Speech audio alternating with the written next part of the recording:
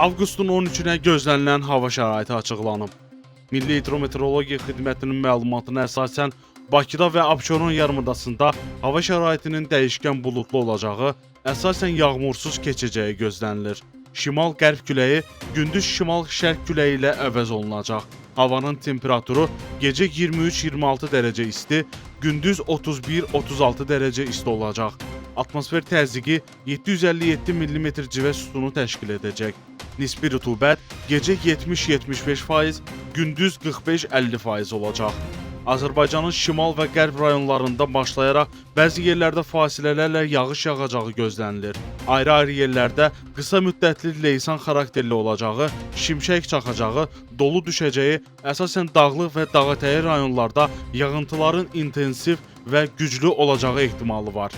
Gecə və səhər bəzi dağlıq ərazilərdə arabir duman olacaq, şərq küləyi əsəcək. Havanın temperaturu gecə 22-26 dərəcə isti, gündüz 32-37 dərəcə isti, dağlarda gecə 12-17 dərəcə isti, gündüz 20-25 dərəcə isti olacaq.